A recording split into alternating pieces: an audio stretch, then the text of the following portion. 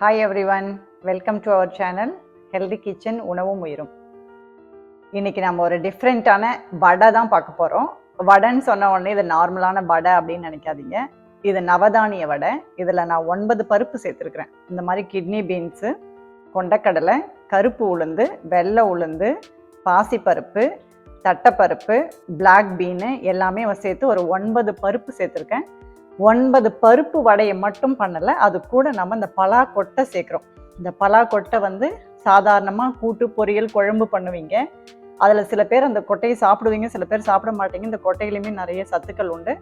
So இந்த மாதிரி நல்லா வேக வச்சுக்கணும். பலாப்பழத்தை சாப்பிட்டுட்டு இந்த கொட்டையை வேக வச்சுட்டு இதை இது கூட மிக்ஸ் பண்ணி நாம் ஒரு டெலிஷியஸான ஒரு வடை பண்ண போகிறோம்.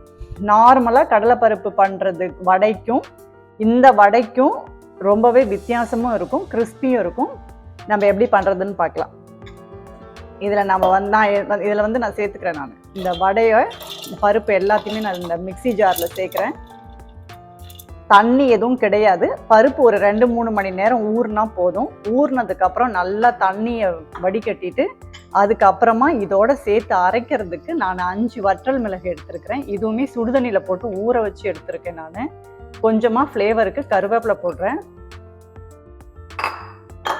பூண்டு போடுறேன். நான் இதில் பூண்டு சேர்க்குறேன். பூண்டு பொடியாக கட் பண்ணி வச்ச பூண்டு, இஞ்சி, கொஞ்சம் பச்சை மிளகா சேர்க்குறேன். நான் கொஞ்சம் வச்சிடுறேன், கொஞ்சம் சேர்த்துருக்கேன். இதில் அந்த பச்சை மிளகா அரைபடும் போது ஒரு ஃப்ளேவராக இருக்கும், கடித்து சாப்பிடும் போது ஒரு ஃப்ளேவரில் நமக்கு வாயில் தென்படும் போது ஒரு இது இருக்கும். இது சோம்பு சேர்த்துருக்கேன். அடுத்தது பெருங்காயம். இது பால் பெருங்காயம். நார்மலாக நீங்கள் கடையில், நாட்டு வைத்திய கடையில் கிடைக்கும் பால் பெருங்காயம். இதை நான் பொடி பண்ணி வச்சுருக்கேன், காட்டுறதுக்காக இதை எடுத்திருக்கேன். பெருங்காயம் சேர்த்துருக்கேன். நான் பொடி பெருங்காயம் சேர்க்குறேன். இது இந்து உப்பு. நீங்கள் இந்து உப்பு யூஸ் பண்ணுங்கள். அயோடைஸ்டு சால்ட்டை விட இந்த இந்து உப்பு ரொம்பவே நல்லாயிருக்கும். இது யூஸ் பண்ணுறேன். கொஞ்சமாக இந்த புதினாவும், கொத்தமல்லி, கருவேப்பிலை இதில் சேர்க்குறேன். சேர்த்துட்டு இது இந்த தண்ணி சப்போஸ் தேவைப்பட்டால் இந்த தண்ணி சேர்த்து தான் நம்ம வடைக்கு அரைக்க போகிறோம். இது பலாக்கொட்டை வேக வச்ச தண்ணி. இது பலாக்கொட்டையை நான் தோல் எடுக்கலை, தோல் எடுக்க வேண்டிய அவசியம் இல்லை. நம்ம கூட்டு பொரியல் பண்ணணும்னா கூட தோல் எடுக்க வேண்டாம். சில பேருக்கு பிடிக்கலன்னா நீங்கள் வேக வச்சு அந்த தோலை எடுத்துக்கலாம். இப்போ இவ்வளோ பொருளையும் நம்ம சேர்த்து அரைச்சிட்டு இதை எப்படி வடை பண்ணுறதுன்னு பார்க்கலாம். இப்போ மாவு ரெடி ஆயிடுச்சு.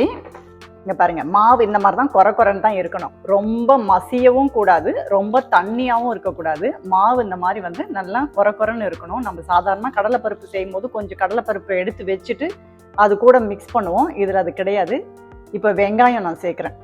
வெங்காயம் சேர்க்குறேன், கருவேப்பிலை, கொத்தமல்லி சேர்க்குறேன். இங்கே பாருங்கள், பொடிச்ச பெருங்காயம், பால் பெருங்காயம் சேர்க்குறேன். செரிமானத்துக்கு ரொம்ப நல்லதாக இருக்கும். இது எல்லாமே நான் இதில் சேர்க்குறேன். சேர்த்துட்டு நல்லா இதை நல்லா கொஞ்சம் கிளறி நல்லா மிக்ஸ் பண்ணிக்கணும். கடையில் போயிட்டு காசு கொடுத்து வடை வாங்கி சாப்பிட்றதுக்கு இந்த மாதிரி நமக்கு பிடிச்சதை விருப்பப்படி நம்ம மனநிலைக்கு எப்படி தோணுதோ அந்த மாதிரி வீட்லேயே ஒரு பொருளை உருவாக்கி சாப்பிட்றது ஆரோக்கியமாகவும் இருக்கும், பட்ஜெட் ஃப்ரீயாகவும் இருக்கும். குழந்தைங்களுமே அம்மா ஏதோ ஃப்ரீயாக அதாவது டிஃப்ரெண்ட்டாக செஞ்சு கொடுத்தாங்கன்னு சொல்லி வீட்டில் இருக்கிறவங்களுமே விரும்புவாங்க. இது இப்போ நல்லா மசிஞ்சிட்டு அதை பாருங்கள், நல்லா அதுக்குள்ளே ஒன்று சேர்த்து நல்லா மசிச்சிருக்கேன், கிளறி இருக்கேன். இனி நம்ம இதை உருண்டை பிடிச்சி வடையாக பண்ண போகிறோம். தண்ணி தொட்டுக்கோங்க, கையில் தொட்டுட்டு எவ்வளோ பெரிய வடை வேணுமோ அதுக்கேற்ற மாதிரி கரெக்டாக இதை உருண்டை பிடிச்சிட்டு இந்த உள்ளங்கை வச்சு கரெக்டாக நீங்கள் இது பண்ணிங்கன்னா அந்த ஷேப்பு கிடைக்கும். எப்பயுமே இந்த மசால் வடைங்கிறது கொஞ்சம் இந்த ஓரெல்லாம் மெலிசாவும் இந்த இடமும் ரவுண்டாகவும் இருக்கும். இந்த மாதிரி நீங்கள் பண்ணிக்கலாம்.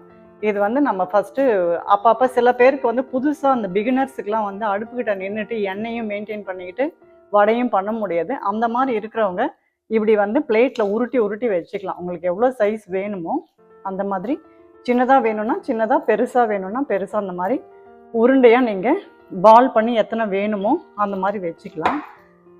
வச்சுட்டு நீங்கள் அதை உருண்டையாக பண்ணிவிட்டு இது கூட நீங்கள் டீ, காஃபி அந்த மாதிரி ஏதாவது வேணும்னா நீங்கள் சர்வ் பண்ணி சாப்பிட்லாம். இப்போ உருண்டை ரெடி ஆகிடுச்சு. நான் உங்களுக்கு வடையாக அதை பிளேட் பண்ணுறேன்.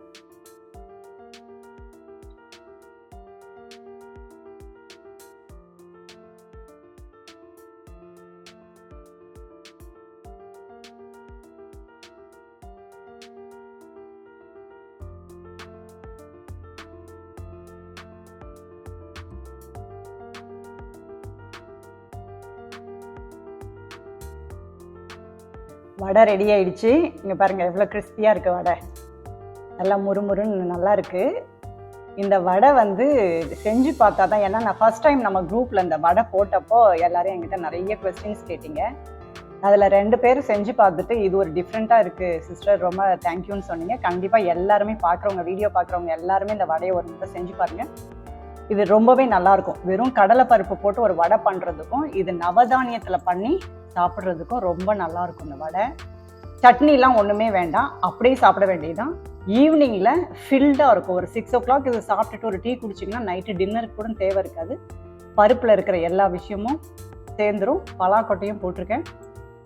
கண்டிப்பாக ட்ரை பண்ணி பாருங்கள். அதுக்கப்புறம் என்கிட்ட கமெண்ட்ஸில் இது எப்படி இருந்துச்சு என்னென்னு சொல்லுங்கள். வீட்டில் யாராவது சொல்லிட்டு வராங்க அப்படின்னு சொன்னால், இல்லை கெஸ்ட் வராங்க அப்படின்னா, நீங்கள் இந்த ஒரு வடையை ஒரு இந்த மாதிரி ஒரு டீயோட கரெக்டாக சர்வ் பண்ணிங்கன்னா நல்லது. இந்த டீ வந்து ஆவாரம் பூவும் க்ரீன் டீயும் மிக்ஸ் பண்ணி பண்ணியிருக்கேன். இந்த க்ரீன் டீ ஆவாரம் பூவோடு சேர்த்து எப்படி மிக்ஸ் பண்ணுறதுன்னு இன்னொரு நாளைக்கு நான் அந்த வீடியோ போடுறேன்.